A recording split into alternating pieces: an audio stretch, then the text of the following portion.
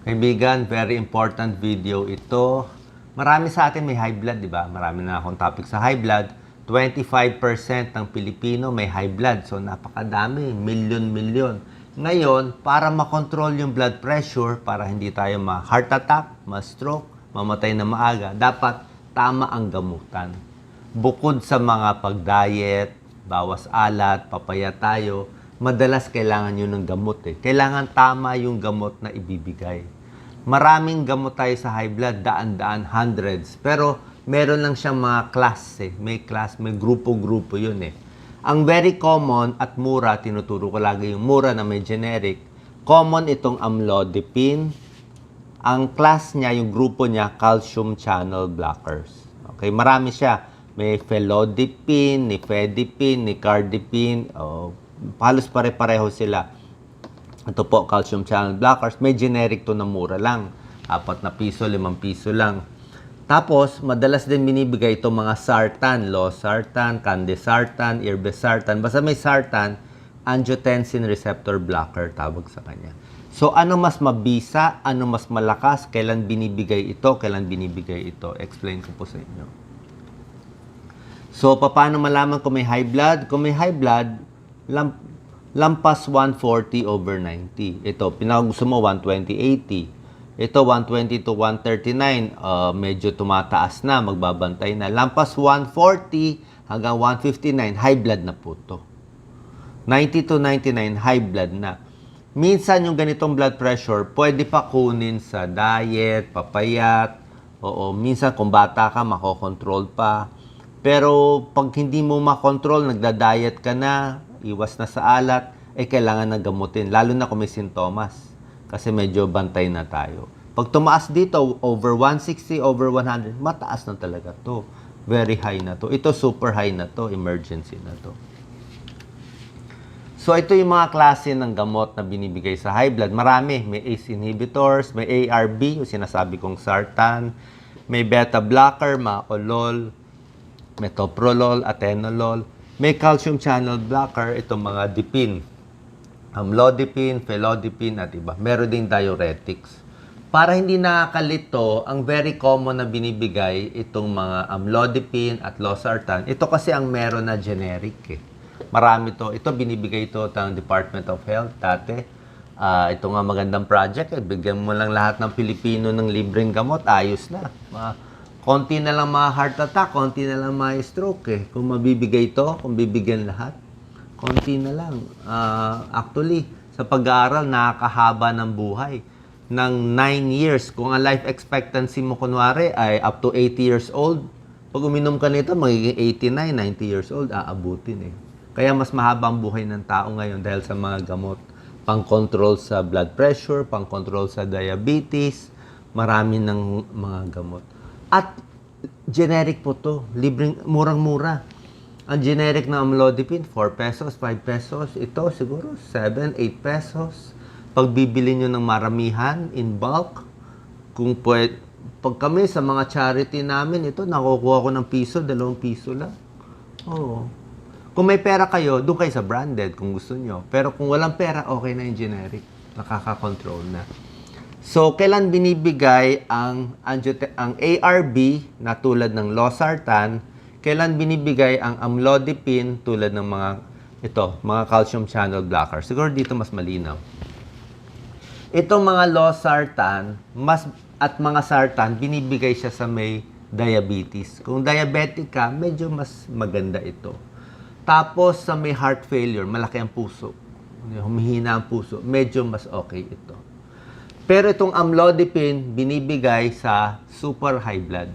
Talagang mataas na blood pressure, hindi makontrol. Sobra taas ang blood pressure mo, ito talaga. Yung malapit na ma-stroke na sobra taas, ito. Yung masakit na ang batok, makokontrol.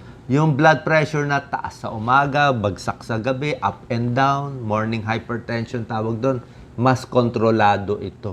Kasi ito matagal to sa dugo eh. Almost 30 hours, 35 hours, lampas ang araw.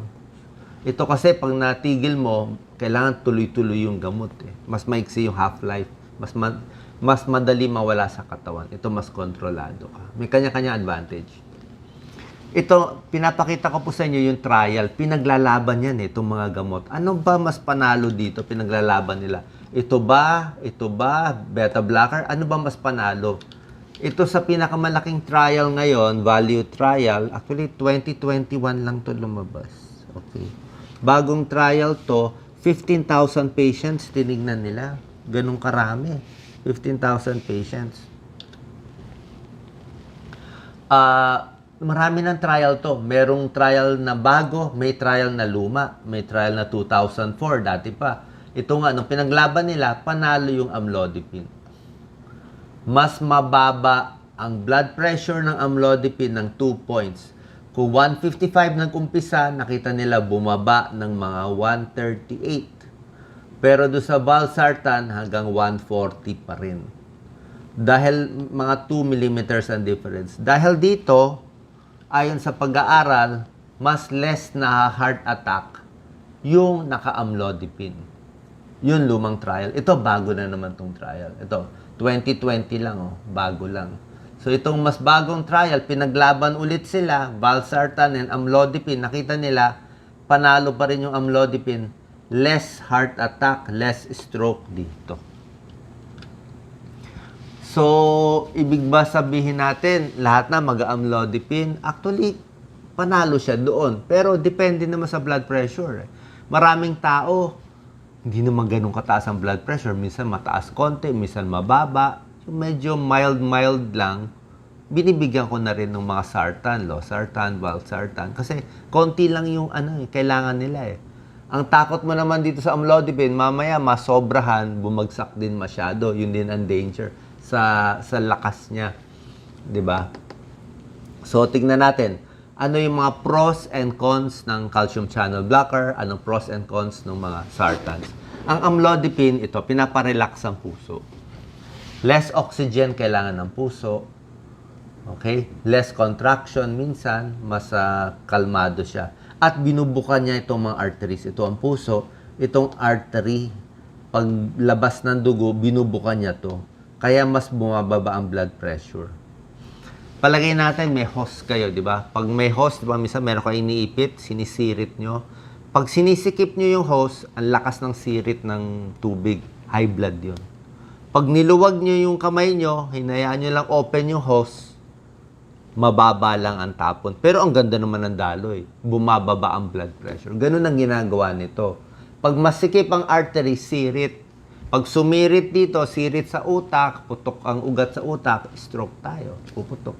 Pero pag niluwagan mo, hindi siya puputok. Diba? Open. Yan ang trabaho niya. So, itong mga pangalan, amlodipine, daclizar, felodipine, nicardipine, basta may dipine. Yan, calcium channel blocker. Marami siyang advantage. Hindi siya nakakasedate, hindi ka mababangag, wala siyang ganong side effect na parang magugulo yung electrolytes mo, makakatrabaho ka. Pwede itong amlodipine at ibang mga felodipine sa may hika, pwede sa may sakit sa puso, pwede sa may bara sa ugat. Walang problema sa sex, hindi hihina ang sex life nyo. Sa buntis, medyo pwede rin, paalam nyo sa OB nyo. Actually, may ibang gamot para sa buntis, pero hindi siya ganun kasama sa buntis. So, maganda siya. So, isipin nyo ba, Dok, bibigay na natin sa lahat to. Hindi po advertisement to. Talagang tulong talagang gusto ko sa inyo. Kasi nga, mura nga to, piso, 2 piso lang nga eh. So, itong amlodipine, may side effect din. Ang side effect niya, pwede ka magmanas. Pwede ka mamula ang muka. Pwede ka ma-low blood. At sa first 3 days, sasakit pa ang ulo. Yan. Ang dosis niya, ganito po 2.5 milligrams hanggang 10 milligrams. So, yan ang dosis. Pinakamataas na ang 10. Huwag nyo na itataas sa 10. May kilala ko, ginagawa 10 milligrams twice a day, bawal. So, pwedeng 2.5. Sa 2.5, bababa na blood pressure mo. 5 points siguro. 5 milligram, mga 10 points, pwede niya ibaba. So, ito lang ang dosis natin. Minsan, numpisahan ko ng mababa. So, sasabihin mo, Doc, ang gulo naman, ang ganda nga ng amlodipine, less heart attack, less stroke. Ito naman, may side effect. Ganun talaga po. Sa medisina bilang cardiologist, talagang tinitimbang. Lagi tayo naninimbang na ano ba bagay sa pasyente. So, ito po, magandang slide, Doc Lisa. Pag amlodipine mo 5 milligrams, ang nagmamanas 3%. Pag amlodipine mo 10 milligrams, nagmamanas 10%. At isa pa, ang mas nagmamanas ay babae. Ulitin ko, mga babae mas minamanas, lalaki hindi. Hindi natin alam bakit ganon. Pag 2.5 milligrams, mas less ang manas. May ibang pasyente, basta nagmanas, tanggal na agad, lipat na sa ibang gamot. Pero ngayon nakita ko kung nagmamanas pero controlled ang blood pressure, pwede naman ibaba sa 2.5. Oo, idagdagan nyo nila na ibang gamot kasi maganda talaga ang control nito. Okay, so yun ang pros and cons ng amlodipine. Dito naman tayo sa losartan, valsartan, telmisartan. So sabihin nyo, Doc, dito na lang tayo nagmamanas doon sa kabila, baka magmanas, may ilang percent, diba? 3%. Ito naman ang problema, Doc Lisa, pwede naman tumaas ang potassium mo. Pwede ito sa may konting sira sa kidneys, pero yung moderate to severe kidney problem, may kidney failure, bawal na rin itong mga sartan. Sa buntis, bawal na bawal. Kung may bala kayo magbuntis, uminom kayo nito, baka maging abnormal yung baby. Diba? So, binabantayan ng kidney, ang liver, sodium, potassium. Sabi mo, Doc, lahat naman pala may pros and cons. Kaya nga po, binabantayan Pero nga, pag na-control naman yung blood pressure yung super taas, hahaba talaga ang buhay. Controlled. Ito lang, aware lang tayo na pag may ganito, a-adjust natin yung gamot. Ito mga pangalan, losartan, valsartan, candesartan, telmisartan. Pero mura lang tong losartan. Ito po, pinaglaban tong mga gamot, para siyang boxing pinaglalaban. Amlodipine and perindopril, pinaglaban sa atenolol, beta blocker, thiazides, and diuretic. Tiningnan sino ang mamamatay sa heart attack na mas maaga. Nakita nila, pag amlodipine, less ang namamatay. After 5 years, ang namatay sa amlodipine, 2%. After 5 years, ang namatay dito sa diuretic and beta blocker, mga 2.5%. Kita niyo. Hindi ka perfect na wala na mangyari sa'yo, pero mas panalo talaga. Malinaw. Talagang naghihiwalay ang curve. Pinaglaban din dito, amlodipine, tsaka diuretic. May kasama silang benazepril, ACE inhibitor. Mas panalo pa rin yung amlodipine. After 3 years, less heart attack compared dito. Kita nyo yung mga dami ng pasyente, libo-libo. 4,900 dito sa unang group, 4,008. Talagang ganyang karami pinag-aaral nila. Pinaglaban din yung amlodipine sa isang favorite ko rin na gamot, lasodipine. Calcium channel blocker, pero mas mahina konti. Panalo pa rin yung amlodipine. Baba. Ito mas mahina. Pero binibigay ko rin tong lasodipine. Binibigay ko yan sa nag-uumpisang high blood. Yung starting pa lang, para wag mo na mabigla sa matapang. Dito muna. Kung makukuha ka dito, dito muna. Bisan high blood. Ayaw mo rin kasi ma-overshoot na ma-low blood. Nakuha nyo. Ayoko bigyan ko amlodipine, 10 milligrams. Control, mamaya bumagsak ng 90, 80 yung BP. Ayaw ko rin naman. So, tamang-tamang timpla lang para makontrol lang. Itong amlodipine at calcium channel blocker, maganda po dito sa morning hypertension. I-check nyo ang blood pressure ng pasyente, umaga, hapon, gabi. Pag sa umaga, high blood siya, sa hapon sa gabi, kalmado siya, morning hypertension siya. Yung morning hypertension, hindi po maganda. Marami na stroke. Kasi nga, tumataas sa umaga, mainit ulo sa umaga, excited sa umaga, bagong gising, di ba? Adrenaline. Yung mga taong up and down ang blood pressure, maganda rin sa amlodipine. Yun na naging lesson ko. Tingnan nyo to. Kailan na-stroke ang tao? Na-stroke ang tao, alas 6 ng umaga. Pagdating ng umaga, mas na-stroke na sila. Sa hapon, sa gabi, hindi na masyado. Bakit sa umaga? Morning hypertension. Na-excited, dami niisip So, ang secret dito, yung gamot natin sa high blood, ano man gusto nyo, amlodipine, losartan, o whatever na binibigay, maganda sa gabi ibigay. Or kung gusto nyo, hatiin na lang. Kalahati sa gabi, kalahati sa umaga, kalahati sa gabi. Hindi naman kailangan pumili ng amlodipine lang o valsartan lang. Kino-combine Pwede rin combination Pwede rin combination ng 2, 3, o 4 na gamot. Pwede rin yon para maganda ang control natin. Kasi kailangan mo makontrol eh. Diyan na i-stroke. Okay? So, sana po nakalinaw to. Sa akin, malakas talaga tong amlodipine at binibigay ko lalo na sa mga may morning hypertension. Kung alanganin kayo, isa pa pala, edad 70 years old, 60, 70 pataas, mas gusto ko naka-calcium channel blocker. Oo, mas controlled. Kasi pagdating ng 70, 80, up and down na talaga yung blood pressure na yan. Ang hirap na sumasayaw na kasi talaga eh. Doon na kasi talaga pumuputok yung mga ugat eh. Sumasayaw na talaga. Umaga, 180, 190. Sa hapon, 100 na lang. So, ano gagawin mo sa ganung blood pressure? I-control mo ng ganito. Okay? Bukod sa gamot, syempre, kung kaya pa, ayusin natin sa magpapayat, bawas sa alat, napakahalaga, bawas alak, mag-exercise, tigil sigarilyo, at bawas stress at init ng ulo. Yan ang magagawa natin. Kasi nga, hindi na natin mababago ang pag-edad, lalong tumatanda, lalong na-high blood. Tsaka yung lahi natin, hindi na natin maayos.